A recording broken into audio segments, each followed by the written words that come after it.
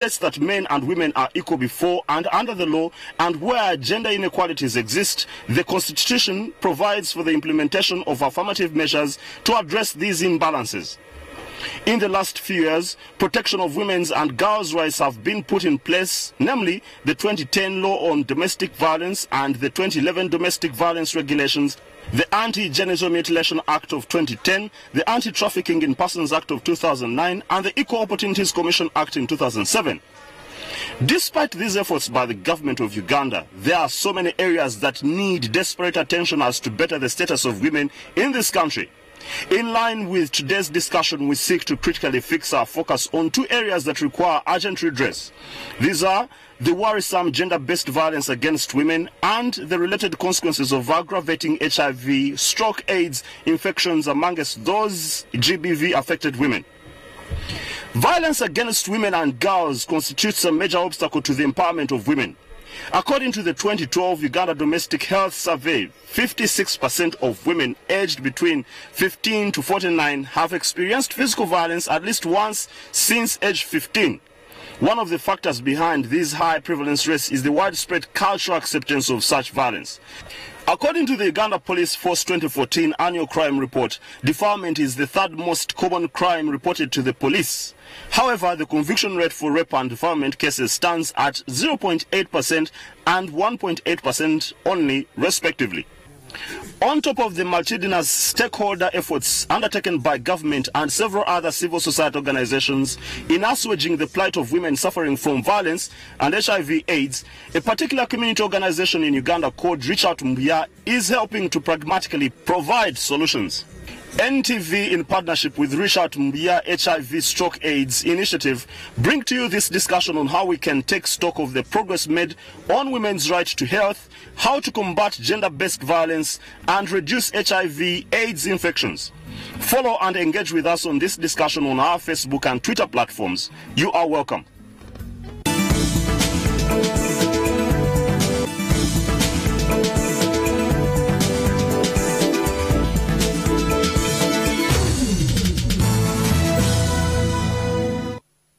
Thank you for joining us in this beautiful afternoon here in Kampala. Of course, all over the country and all over the world, we are disrupting our normal programming. And so let's discuss this issue concerning women, the gender-based violence, and of course, the repercussion that comes at when those women are abused or violated, they actually get to be easily susceptible to HIV/AIDS infection.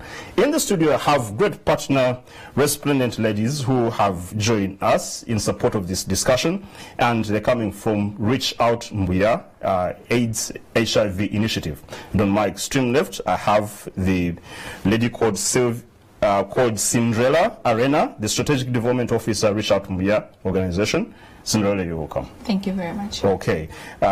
Sometimes you cut your name to Cindy. Yes, yeah? Cindy is okay. All right, so I can use Cindy along the way. And just in the middle, next to me, is Sylvia Namboze, Orphans and Vulnerable Children Supervisor, still Reach Out Mbuya organization. Sylvia, welcome.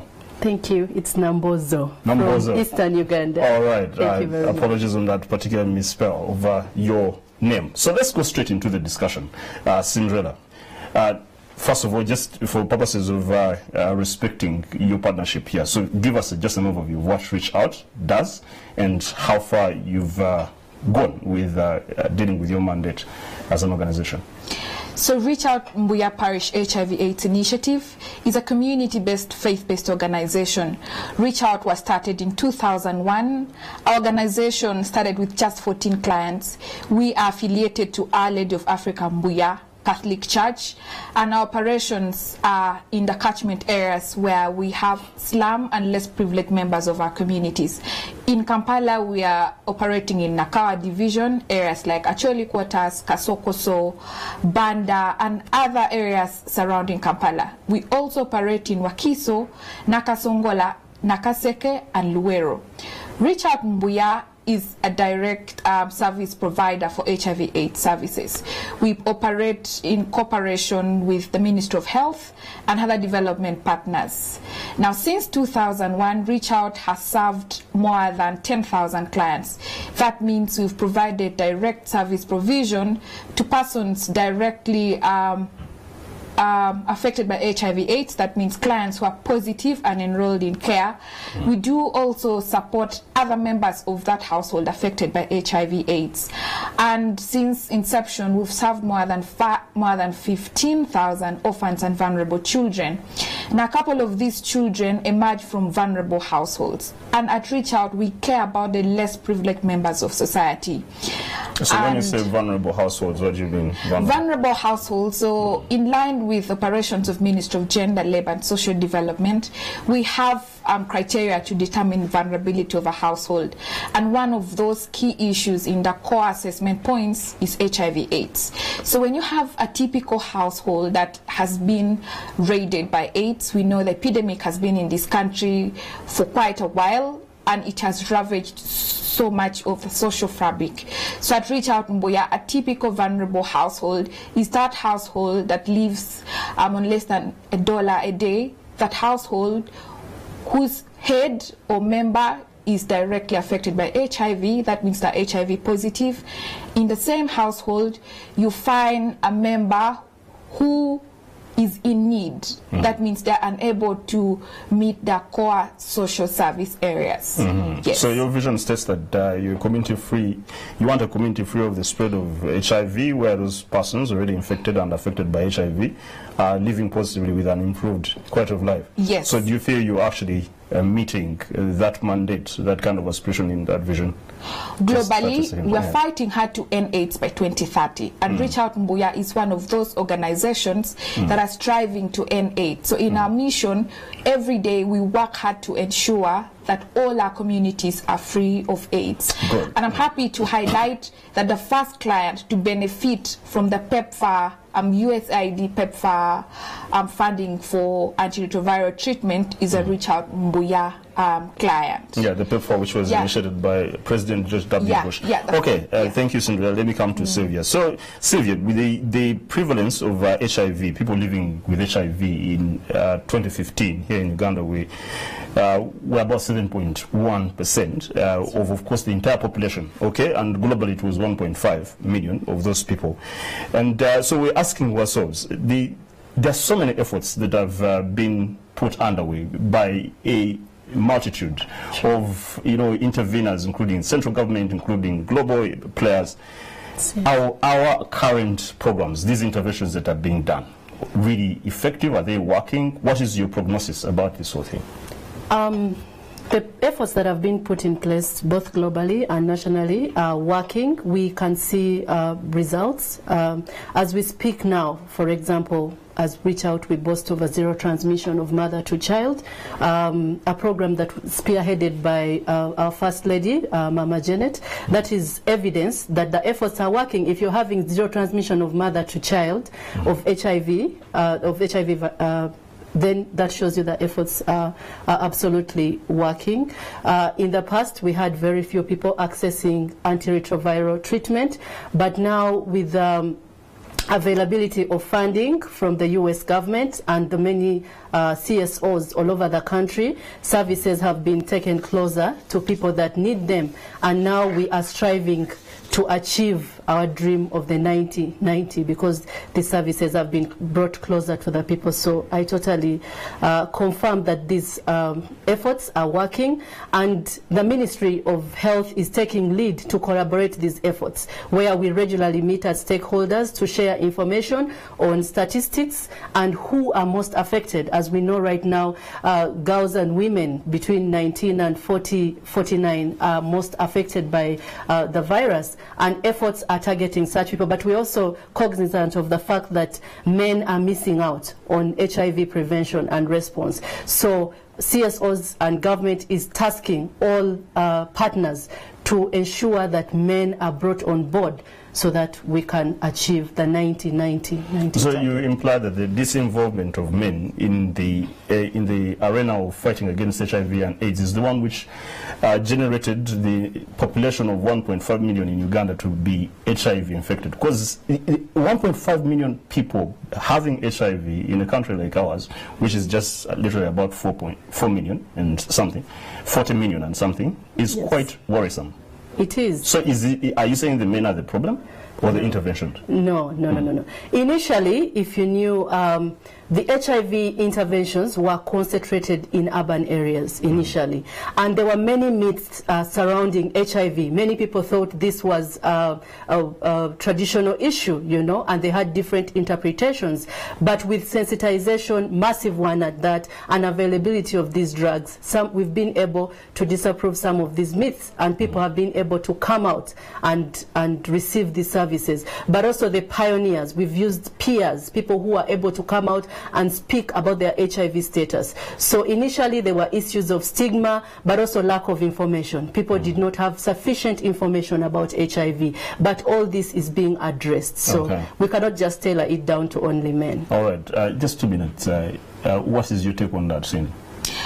Engaging men and boys is critical in addressing HIV/AIDS because both men and women contribute to the transmission of HIV/AIDS, and that means at the heart of our response, we must look to ensure that HIV prevention messages reach to these men, because the men don't live in isolation, and so are the women. In terms of treatment and care, at Reach Out Mbuya, we do not engage these women in isolation. We have a holistic mode of care that looks at the individual in relation to their family. And the bulk of our intervention in reaching out to men is in a way that we go to find the men. We go to the places where these men drink alcohol. We go to the places where they work. We go to the places where they do other co-curricular activities. And because it's comfortable for men to meet their peers where they are, we find it an effective way to reach out to men where they are, because then you will reach in their comfortable places and get them tested and get them with the messages for HIV prevention and response. Okay. Yeah. Now,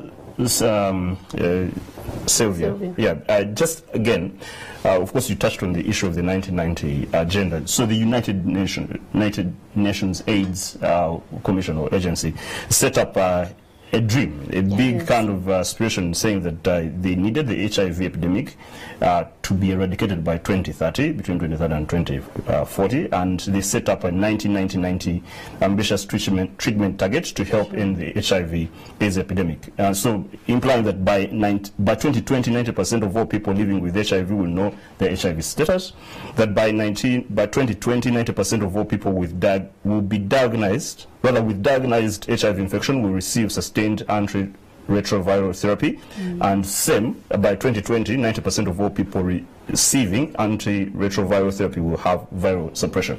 So the government of Uganda committed to this. We're asking ourselves, was this commitment really something that was just an excessive excitement to it, or it's a realistic commitment that we can be able to have realized in our own country that by 2030, 2030 actually we have eliminated HIV in 2030. 2020 we have this 1990 treatment target.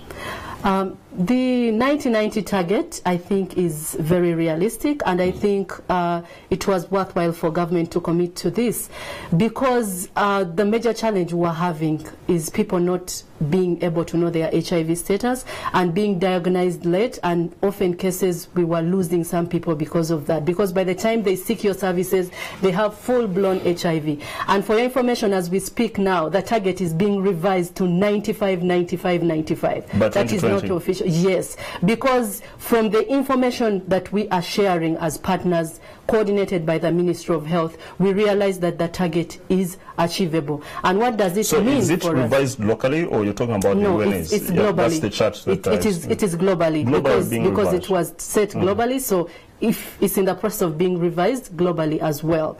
I think it is very important and timely that we get to target our efforts, because initially it was just about testing, let people find out their HIV status. But what we are doing right now is targeted testing. Can you go and look for the people who will test HIV positive? And then research shows you that the people who are most at risk are commercial sex workers. They are the married people. They are the young girls, the women. So our efforts now are targeted. We do not just go and stage up HIV testing services out of the blue, but we use information, we use peers to reach out to the people that we think will yield the positive results, because we think that it's important that we reach these in order to put them on treatment and reduce their viral suppression. Because as long as they are not on treatment, then they will be able to pass on the virus to other people. They will not be able to achieve this dream. Yes. Cindy, you take on that? Yeah. Do you think really this aspiration is achievable, in as much as she's reporting about something we had not actually come across? There's even a revision to put it to 95%, implying that by 2020 you're looking at the treatment coverage of 95% of all these particular areas. When you are going through your work, do you see that actually the government, the collective effort, both the government and the civil society organizations, is it driving to that? Yes, it is driving to that. The 90-90-90 targets are just a way of us ensuring that our efforts to epidemic control is a sustained effort and a focused effort. Let's look at the third 90, where we're aiming at viral load suppression. A recent study by Uganda population-based So viral HIV. load suppression, please let's not assume that all our viewers understand. The third 90 looks at ensuring that those who are on treatment and have the amount of HIV/AIDS virus in their blood, is suppressed, is reduced, meaning the transmission rate for HIV/AIDS is reduced. So we look at the third 90, and that's where the issue of violence comes in for women. Which we're going to deal with. Which we're going to deal with at a later stage. But for me, the incredible effort that Ministry of Health and government is thinking, we'd raise our targets to 95, 95, 95, is critical. That means, in the first place, that we've made great strides in doing all of this, in achieving the targets. And again, in our programming, all of these first 90, second 90, and third 90, we care about them. We address them, and we do not do all our interventions in isolation. Yes. Okay, just lastly, in a minute, Sylvia, the diagnosed, the second 90% kind of target, which is ensuring that all people with diagnosed HIV infection receive sustained antiretroviral therapy. Do we have the resources to ensure that that actually is done? Are you seeing that there is an investment in this area and the funding is sufficient? Absolutely. There is funding. Of course, we know that as a government, we get support from international donors, and I like to credit the US government on this, because they've greatly supported us in this area. And I can assure you that for most of the hospitals in Uganda, we hardly have any stockouts of HIV, of antiretroviral drugs. So it is something that can be achieved, but also the government and also the civil society organizations are also tapping into the private companies that are willing to support. As you saw recently, we saw the UN team visiting the Saudi prince to lobby for resources for such activities. So with support from Ministry of Health and with support from international donors, it is possible, because we have seen that we are able to provide drugs for those that need them in most of the hospitals that are being strengthened by the different CSOs and Ministry of Government. So it's achievable. Okay, a good picture that indeed you're painting, and I believe we have progress based on the facts that we're dealing with here. And thanks our viewers for keeping with us. We're going to go for a break, and when we return, we're going to deal with the issue of gender-based violence and how it affects women and actually exacerbates their vulnerability to attract HIV and get AIDS infection. We'll be right back after this short break.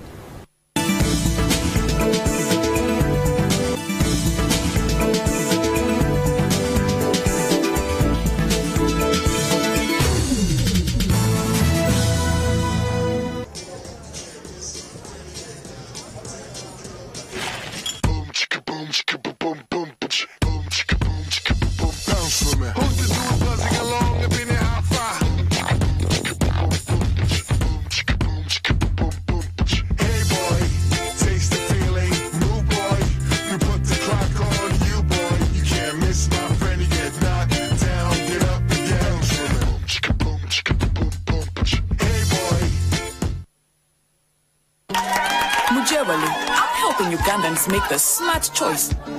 Why choose this powder? It cleans just like any other ordinary detergent. Ariel gives you better stain removal in one wash, even with less powder. It can't be. Observe grass, tea, and chocolate drink. I'll need 2 handfuls. And just 1 handful of Ariel. See? Better stain removal with only 1 wash.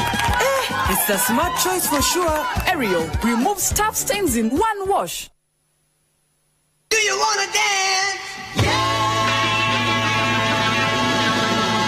It all started 5 years ago.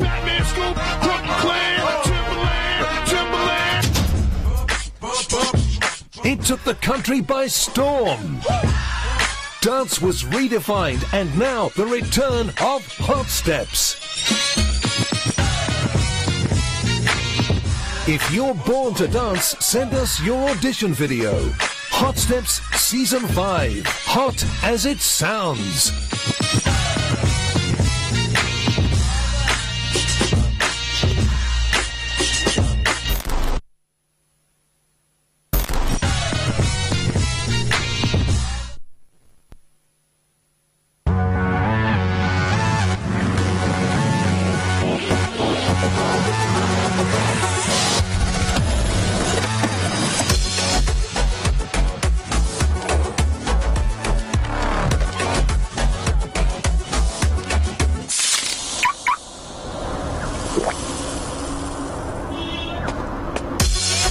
Teens are taking over banter marketing.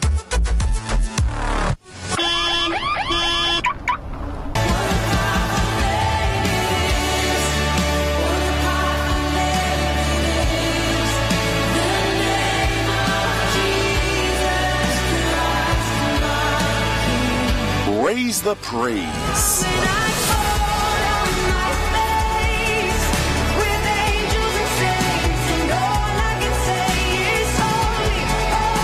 Get inspiration.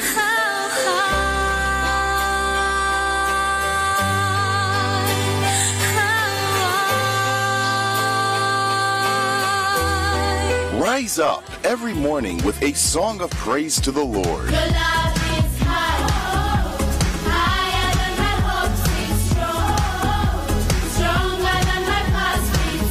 A day in your courts is better than 1,000 elsewhere.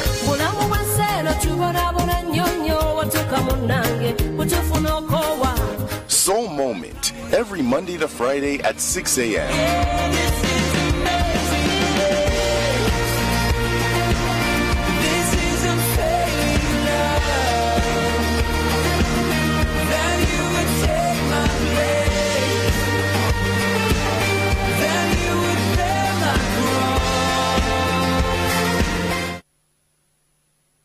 We set out to find the next big thing in showbiz. We called for entries, you responded, and we are getting there to the next beat presenter. The search is finally down to the top 9 from a pool of 100 applicants. Mbabazi Akram, Tracy Kabito, Sami Wetala, Hakim George, Esko Chizito, Andy Gavi, Dagi Nice, Crystal Panda, and Eugenia Langa. It's the road to the next beat presenter. Watch the top 9 as they hustle it out on the beat to be the next beat presenter.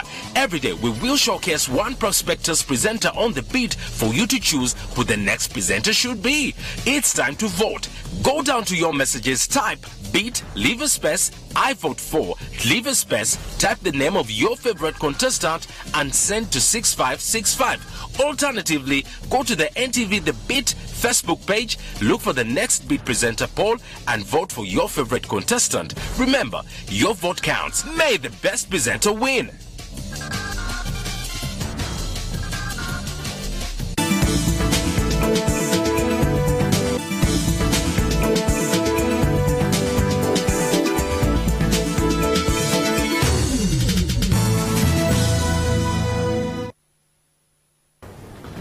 Just to see the efforts of what Reach Out is doing, of course in consonance with what we are discussing about HIV interventions and ensuring that we reduce the devastating behavior of people violently abusing women. Let's have this just clip and you understand what they're doing.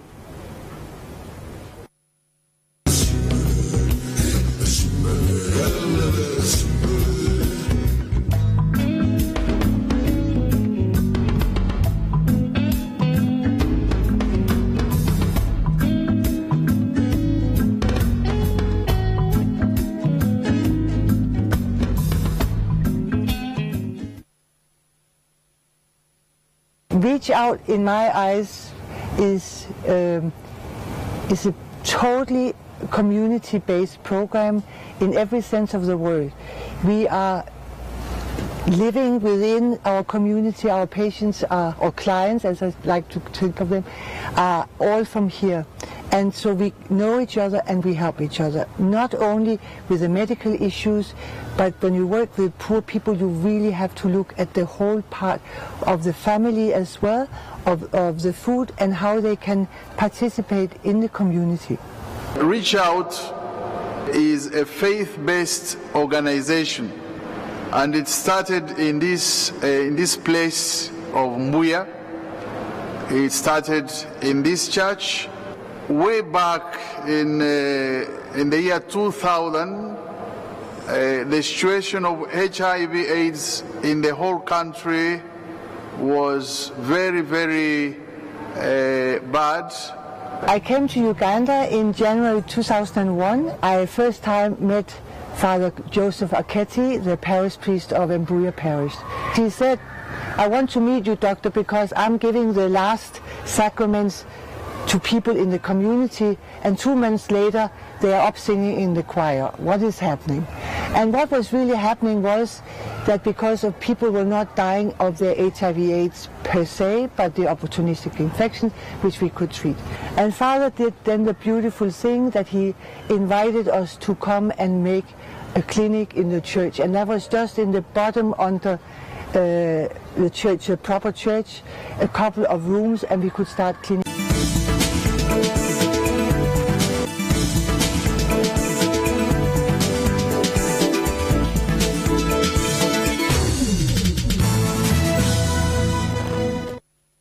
Thanks for keeping us here at NTV as your #1 station. We're coming live to you from the Kampala International Conference Center. So, and please, let's just continue engaging in the discussion. Now, Cinderella, there is the issue of gender-based violence that we had to first resolve as we were discussing AIDS. And one of the biggest difficulties that have been in place, of course, till 2016, is data provision.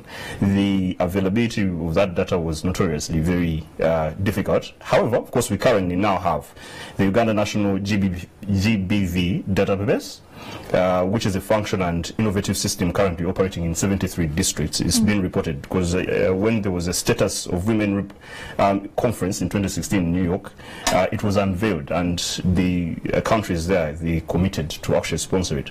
So currently the database is able to collect real-time, highly disaggregated data on GBV from a variety of public sources. And at the moment, between January 2014, not at the moment actually, between January 2014 and October 2016, there were recorded 16,500 GBV cases.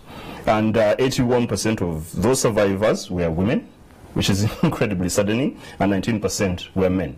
So let's just understand this. How should it be even conceivable or still existent that women are suffering this kind of mistreatment and plight, the gender-based violence? Gender-based violence affects women and girls quite much. Like you've highlighted, I think of the 16,000, more than double this number could be unreported cases of violence. Yeah, exactly, and that was just 2016. Yeah, have been unreported. Women's rights have been violated. The various forms of violence that really affects women. We have sexual violence, we have physical violence, emotional and economic violence. And at the heart of our programming, we care about ensuring that all women realize their full potential. Just to let you know that adolescent girls and young women, which is, part of the broader constituency of women, are one of those highly impacted by HIV/AIDS. And one of the causes of this is that these girls are exposed to violence, like sexual violence. We've had cases of rape, we've had cases of defilement, we've had cases of commercial sex work. And so all these exposures, while these women are struggling to survive, they're exposed to violence. And just again to highlight, we know that violence has really affected the realization of women's rights to health. And because of this, sometimes we don't have these mechanisms for women to use to report these cases, and they suffer in silence. And as we press for progress, in this Women's Month or Women's Week that we're trying to see how best can we transform the lives of women. For me, I believe that we need to target our interventions to ensure that all women are on board, whether women in the rural areas or women in urban settings, women in middle class, young, all women alike. All of them have unique needs and challenges, and addressing them means that we listen to them. We go where they are. At Reach Out, we do have expert clients, and we pick out, for example, the mother-to-mother supporters. These are HIV/AIDS affected women. We pick them, train them, and use their skills and commitment to reach out to other women, to be able to open up and receive services, receive support, and be better, able to lead their lives. Yeah. Okay, tremendous. And so do you feel that we're on the right course and like optimistically actually this will go down? Progress has been made, but we cannot neglect the fact that there's still pressing needs. One of those is poverty, and the bulk of women live in rural areas and are struggling day and night with so many needs to meet. We're seeing some gender norms heightening the risk of women.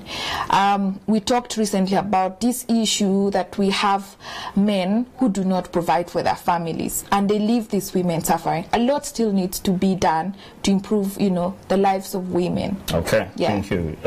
Well articulated, and at least I believe with one of these particular efforts of discussing this, people out there are going to make sure that they take serious caution and commitment to ensure that this is reduced, this kind of gender-based violence. So now, Sylvia, according to UNA's study published in 2004 and it was conducted from South Africa, it highlights that about 1,366 South African women attended health centers in Soweto and agreed to be tested for HIV and interviewed about their home lives. After being adjusted for factors that could distort their outcome, the figures showed that women who were beaten by their husbands or boyfriends were 48% more likely to become infected by HIV than those who were not. And a similar study was done in Tanzania. So what is the nexus? Why would it be that the person who is battered and is this vulnerable actually is also more susceptible to HIV infection? What is the nexus in between these two factors? Well, research, like you've said, shows the correlation between the two, HIV and gender-based violence. Where we see HIV leading to gender-based violence, but also gender-based violence leading to HIV. How? Like you've given a good example of battered ladies. One could get HIV because there is contact. It could be exchange of blood. They could get HIV through that. We have a client who fought with her husband and got HIV through that. But also we have seen scenarios where women who are in abusive relationships are not comfortable to come out and receive HIV services because of fear of being beaten or being isolated. But also when we look at the people living with HIV, even those who have been able to come out, test and receive treatment, they still receive enormous stigmatization and discrimination in their communities, which sometimes hinders the efforts in HIV prevention, treatment, and viral suppression.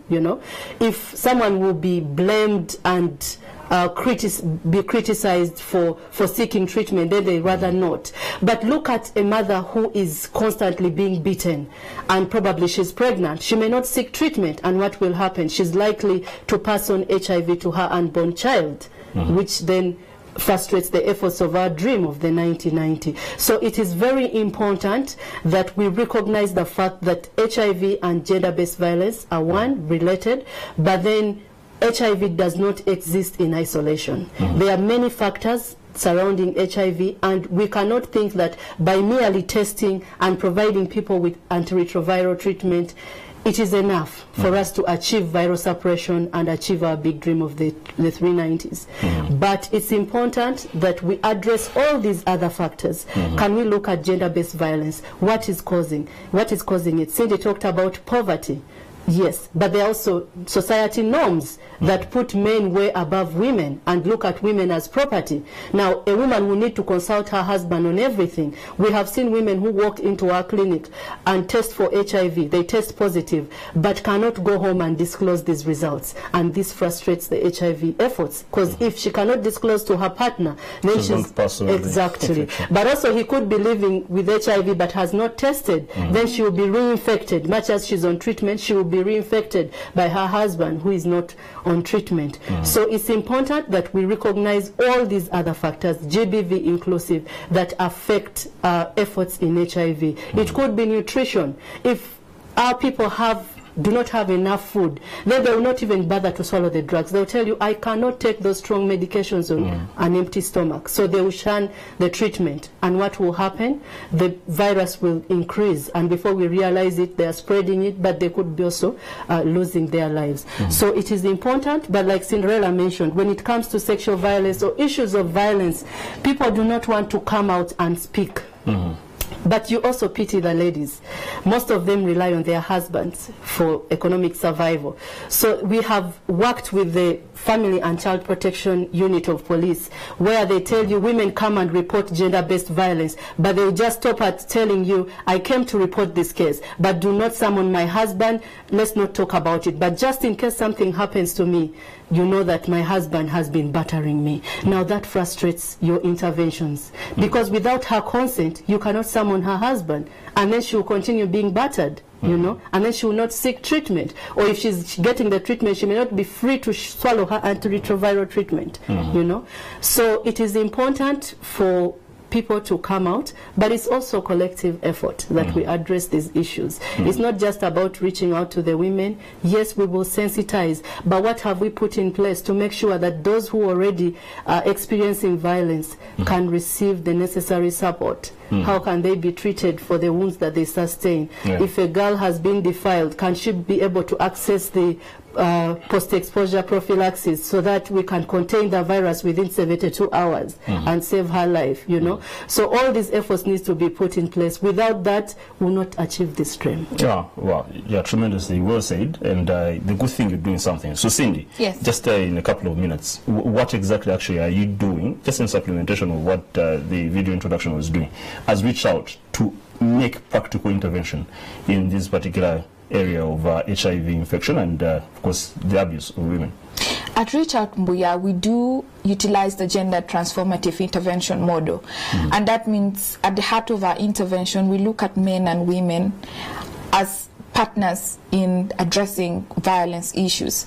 Our response and prevention takes into consideration that we engage men and boys, just like women and girls. And recently we've had a number of GBV awareness days where we go into the communities and sensitize people and create this awareness of their rights, of where to report cases of violence, and how we as Reach Out work in a continuum of a range of service providers to address these issues.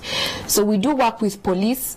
We have a strong network of LC1 chairpersons across Nakawa division. And these LCs, as a sustainable model, we've empowered them to identify cases of violence. And they simply alert us, and that's where we come in to provide the support.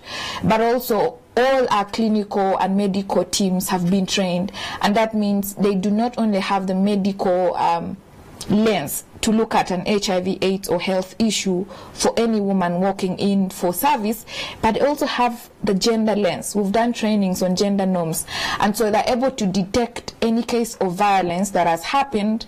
And in the way we're doing work, for me, I feel we're trying to, you know, reduce the cases of these violence issues affecting achieving the 90-90 goals.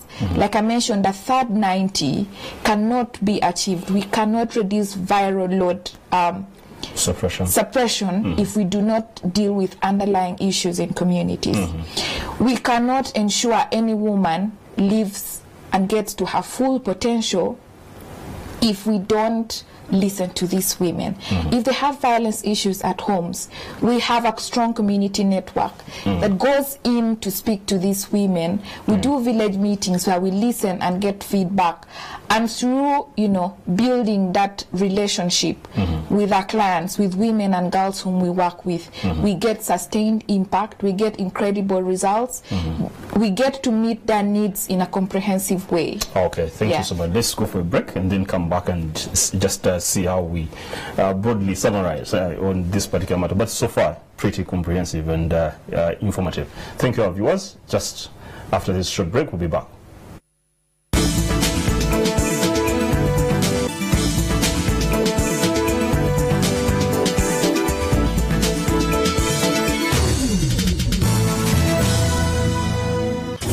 Set out to find the next big thing in showbiz. We called for entries, you responded, and we are getting there to the next beat presenter. The search is finally down to the top 9 from a pool of 100 applicants.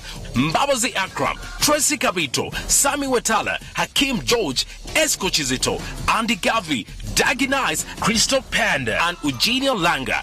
It's the road to the next beat presenter. Watch the top 9 as they hustle it out on the beat to be the next beat presenter. Every day we will showcase one prospectus presenter on the beat for you to choose who the next presenter should be. It's time to vote.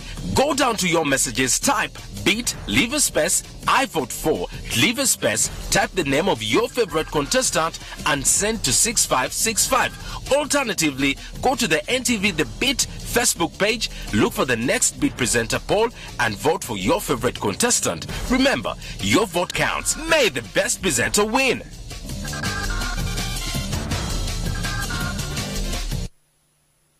Do you wanna dance?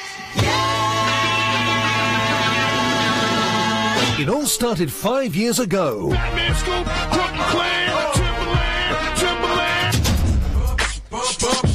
It took the country by storm. Dance was redefined, and now the return of Hot Steps. If you're born to dance, send us your audition video. Hot Steps Season 5. Hot as it sounds.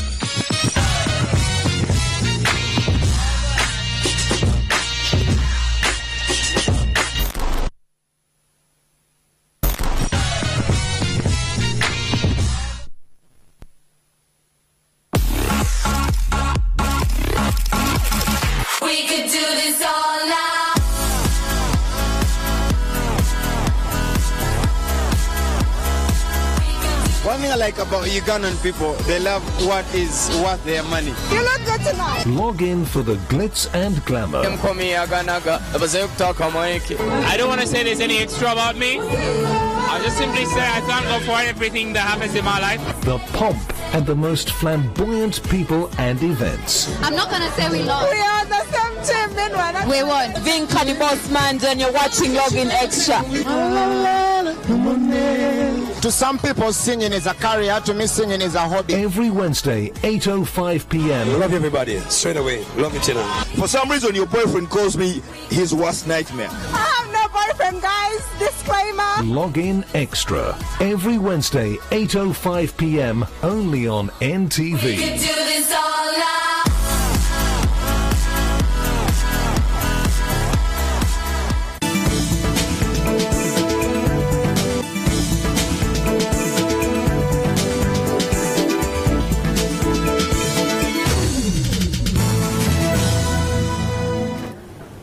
Just before we close, let's see again what Reach Out is doing in this particular clip, just to emphasize what also the rest of us in society really need to intervene in these two areas of HIV and GBV. Reach Out has a niche in this society, and it has been targeting the poorest of the poor and going out to them. The community approach that Reach Out has been a unique approach. Not only do they find the clients in their homes, but they follow up and link up. There's a linkage between the community and the facilities. We have 3 facilities in Kampala, here at Mbuya, one at Chinawataka, and the other one at Banda. The community department is very important in Reach Out's program because we work with the community and we support each other.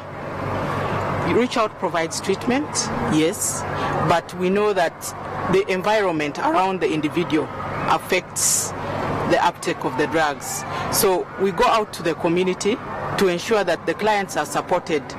We have village meetings where we hold dialogue meetings with community members to find out what are the challenges they are facing and what are the new issues that are cropping up that we need to address. So the community aspect ensures that the client receives holistic service.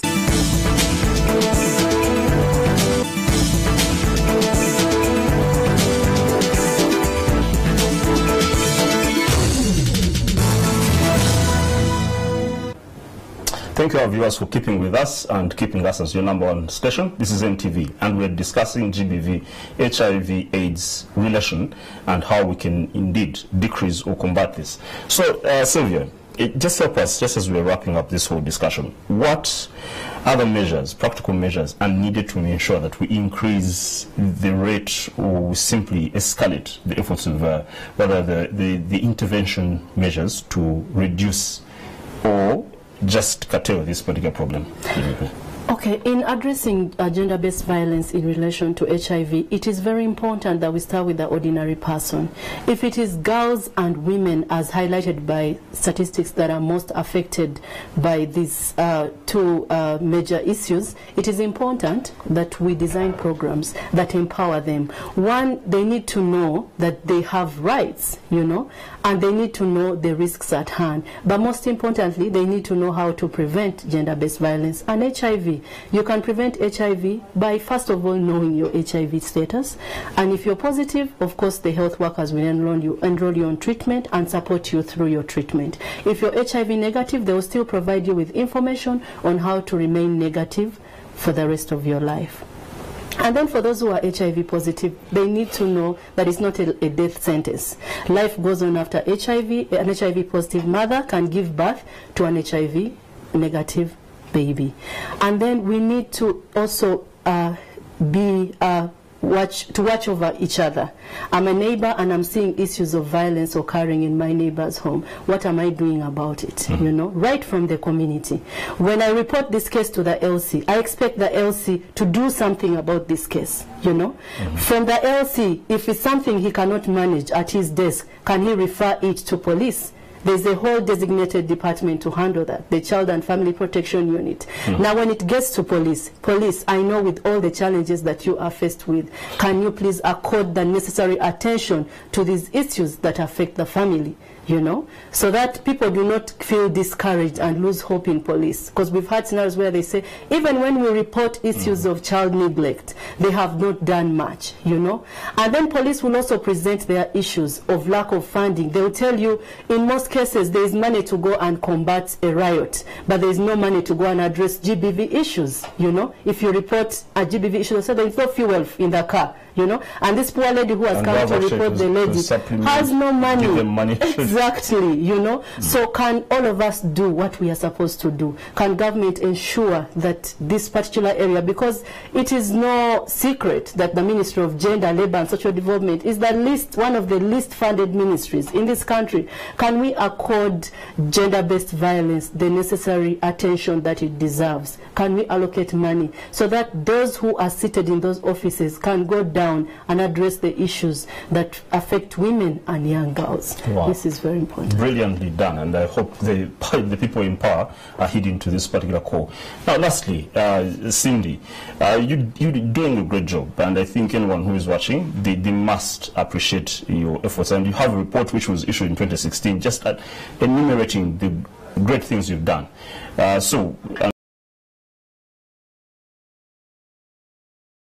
What you're doing. What is the plan forward as we wrap up as our partner on this particular show? At Reach Out Mbuya, we're still in business. We're not closing shop. What we plan to do in the next period going forward is to consolidate our gains. We've transformed very many lives. We've served more than 10,000 clients directly with the much needed services. And as we strive to consolidate our gains, we want to remain the next institution where anybody can walk in to receive services. And that means at the heart of our intervention, we are going to remain the game changer in HIV/AIDS programming. We're also going to consider looking into non-communicable diseases and addressing all aspects that affects the lives of people whom we serve. So yeah, that's the report again to highlight, we know that HIV/AIDS has linkage with so many other issues. We talked about violence, but we also know that women and girls have incredible issues that affect them, and empowering these women, taking on to their rights as we press for progress, is something that Reach Out Mbuya cares about.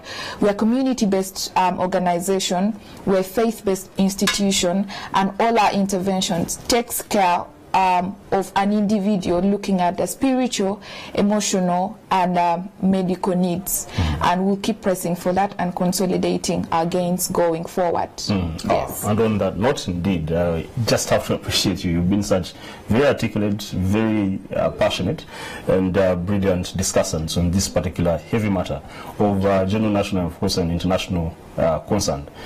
And I wish you a very brilliant, beautiful World International Women's Day tomorrow, Sylvia and Cindy. Thank you. Yeah, and send our greetings to all your colleagues at Reach Out Mbuya. And thanks our viewers for keeping with us. These discussions are always structured, and it's in partnership with entities out there. If you're a ministerial agency or a department or just an agency of government, and you want, or an NGO or a corporate entity, please come, talk to us, talk to our MD, talk to our sales team. We'll have a brilliant discussion just as we've had here. And please stay tuned on NTV. I'm Karaga Bodwins. NTV The Beat is next.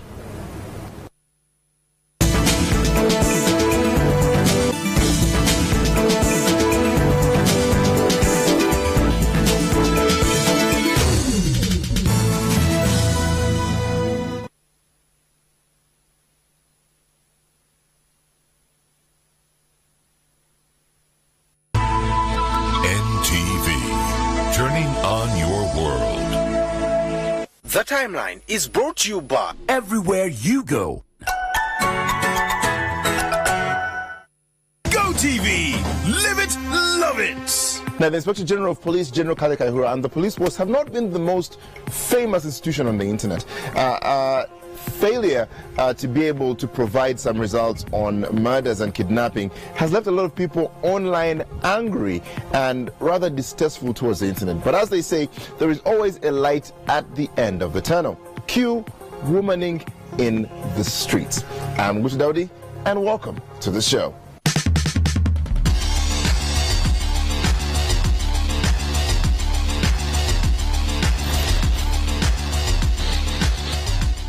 Now, of course, as we approach Women's Day, the Uganda Police Force has decided that they want to shine a light on the women, the brave women who go out every day to try and make sure that there is peace, security, and order in this country. The women who are putting their lives on the line for you and I. So they started the hashtag womaning in the streets. Now, of course, this hashtag has been received with both extremes. Extreme joy for the fact that, of course, there are women who are doing great things in the police force, but also for some, well, questions.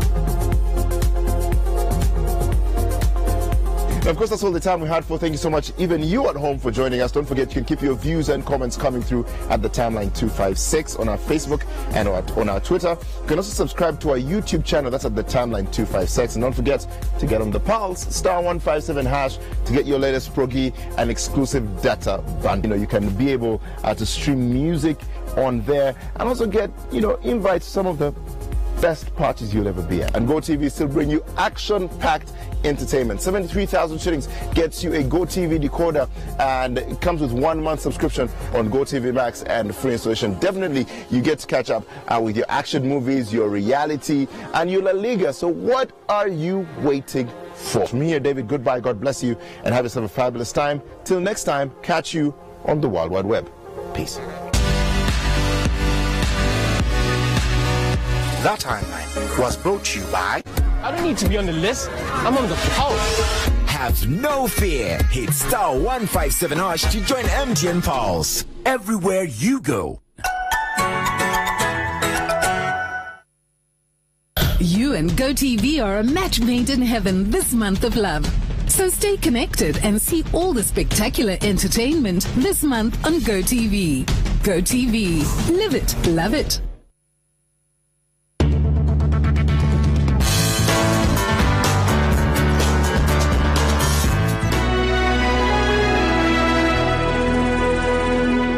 With over 24 million satisfied customers worldwide and 170 years of existence, let's face life together.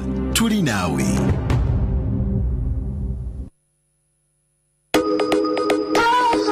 I am so much more than just a woman.